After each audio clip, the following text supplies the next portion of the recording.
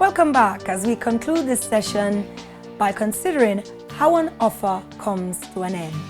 Now, an offer can be terminated by revocation, it can be terminated by lapse of time, by being rejected, or where a condition precedent has not been satisfied, or indeed where the offeror dies, but only, of course, in a personal service contract. Lastly, of course, an offer will come to an end if it is accepted by the offeree, which means it has now matured into an agreement. If we start by looking at revocation, an offer may be revoked at any time before acceptance has occurred. Now, the authority for that is, of course, the case of Payne and Cave, which I mentioned earlier on the auctions. And the case of Scammell and Dicker in 2001 further adds that the offeror may withdraw his offer even if it was expressly stated that it would remain open for a fixed period.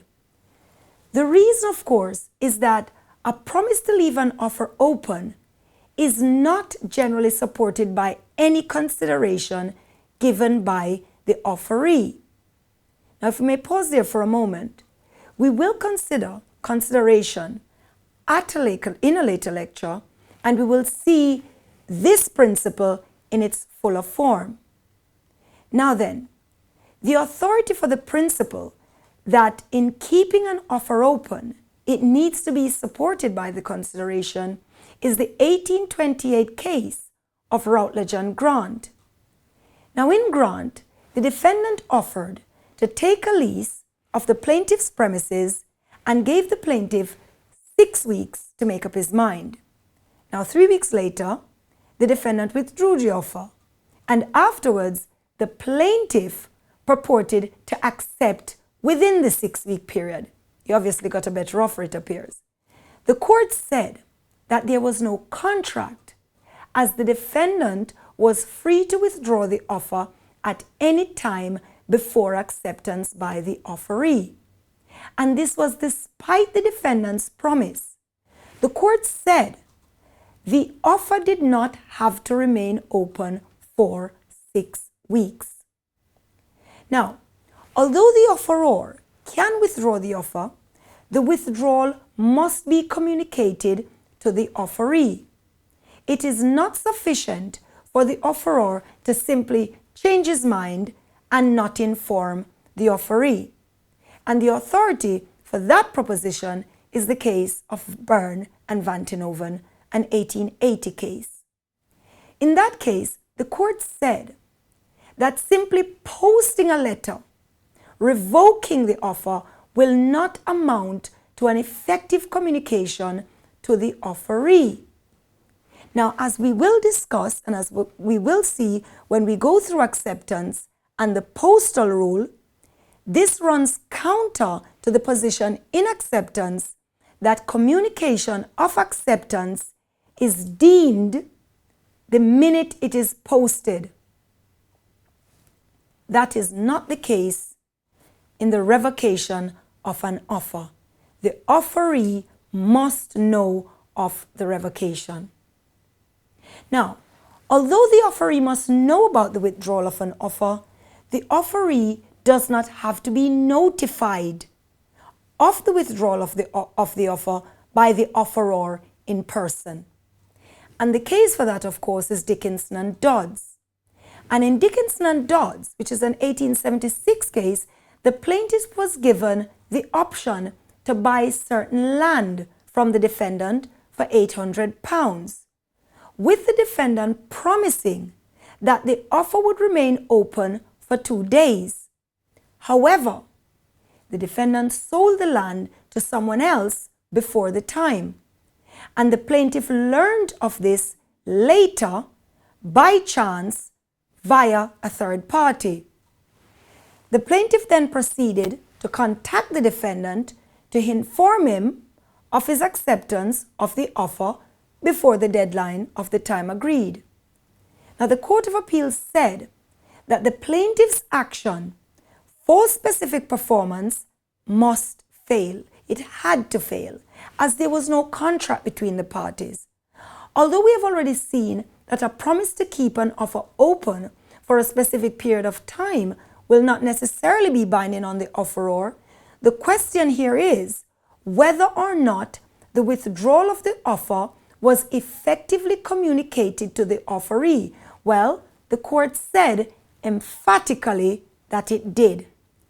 The main point coming out of Dickinson is that the third party must be a reliable third party. So please be careful of examiners who tell you that the offeree's 10-year-old nephew or his practical joker friend told him that the offer was revoked. The idea is that the third party must be reliable. Now, an offer may also be terminated by the offeree rejecting the offer. If he rejects it, then he cannot simply change his mind and accept later on. Equally, if he makes a counter offer, and what that means is that he changes the term of what was originally being offered, that will amount to a rejection of the offer. And the case of Hyde and Wrench is the authority for that proposition. However, if the offeree does not make a counteroffer, but is simply seeking further information from the offeror, that will not amount to a rejection. And the authority, of course, is the case of Stevenson and McLean. So if we pause there for a moment, whereas a counteroffer will reject the offer, a request for information won't. And what we will see when we discuss acceptance in a later lecture is that where a party simply seeks to request information, he will not have killed off the offer, but a counteroffer will have killed off the offer. So if we continue, an offer may also come to an end due to the lapse of time. So if I say to you that I will sell you my pen, but you must respond by next Tuesday, you cannot seek to accept next Thursday. The problem, however, is that sometimes the time of acceptance has not been made clear. And this is what occurs in exam questions as well.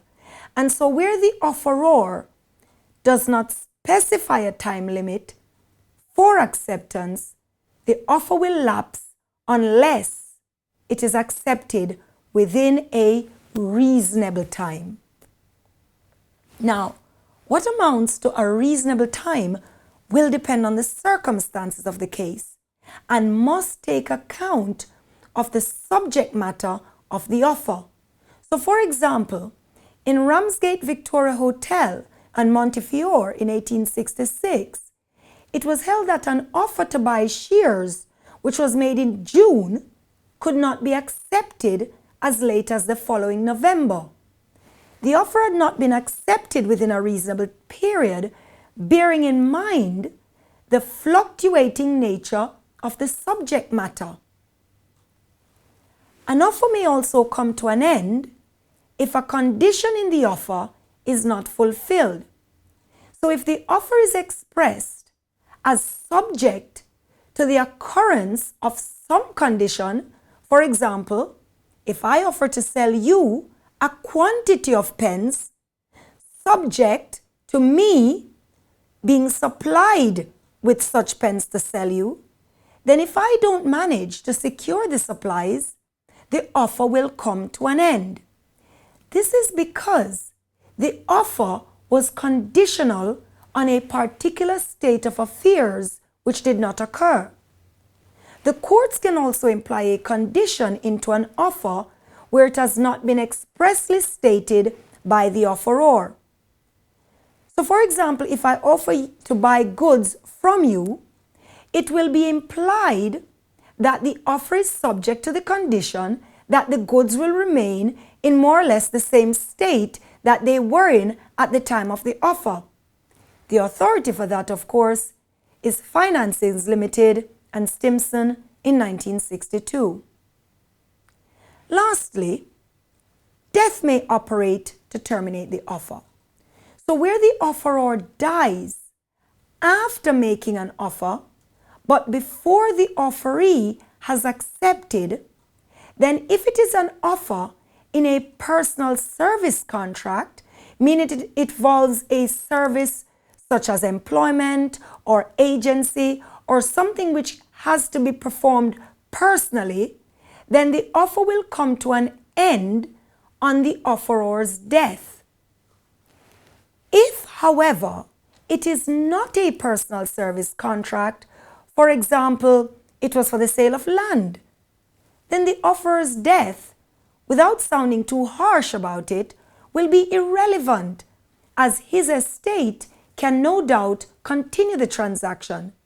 So it is possible for an offer to continue even after the death of the offeror, where the offeree accepts without knowing of the offeror's death, and the relevant authority is the 1862 case of Bradbury and Morgan. Now, those are the ways an offer may be terminated. But the most significant way an offer may be terminated is where it is no longer standing as an offer, but is accepted and forms a binding agreement. Now, in the next set of lectures, we will discuss acceptance and the principles relating to acceptance. For the moment, though, you need to consider the ways in which an offer may be revoked, and interestingly, when we get to acceptance, you will see how, once it is accepted, we then move into the area of contractual obligations.